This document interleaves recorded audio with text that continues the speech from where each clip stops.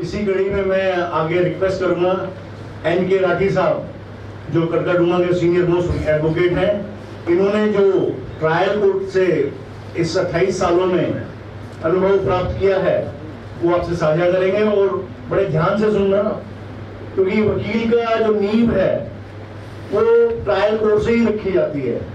तो trial court में अपने आप को मजबूत कर गया तो सुप्रीम कोर्ट तक जाता है। तो राठी साहब प्लीज वेलकम।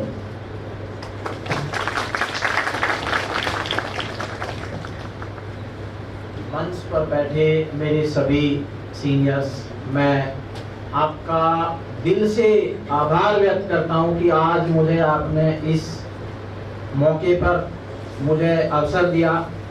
और साथियों के सामने जो आप बैठे हैं, मुझे जैसे बड़े भाई साहब राकेश सहरावत जी ने मैं बताया, मैं 97 से इस प्रोफेशन में हूँ, लेकिन शायद ही कोई दिन ऐसा हुआ हो जब मैं 9 बजे अपने चैम्बर ना पहुँचा हूँ।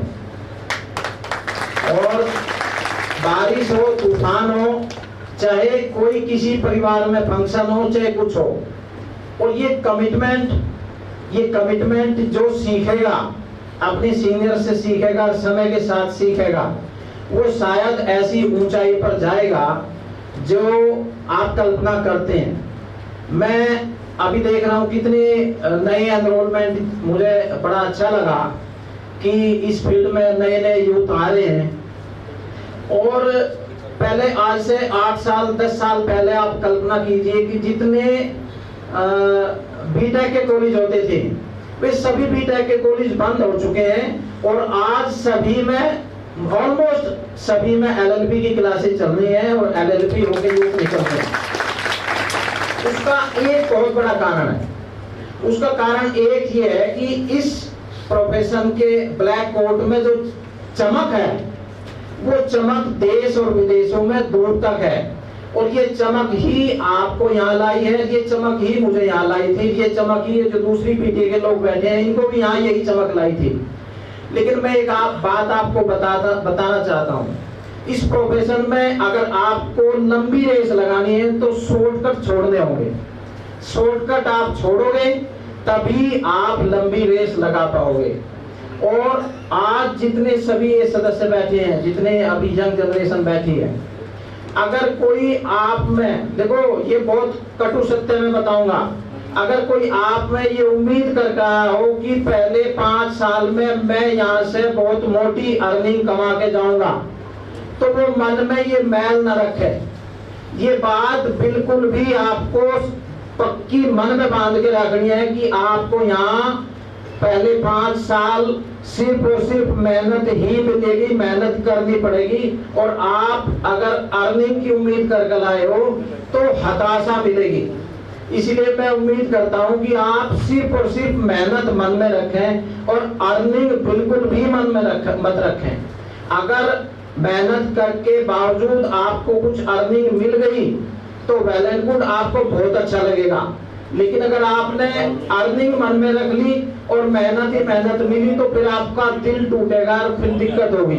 इसलिए मजबूत हो जाओ कि आपको सिर्फ और सिर्फ मेहनत करनी है।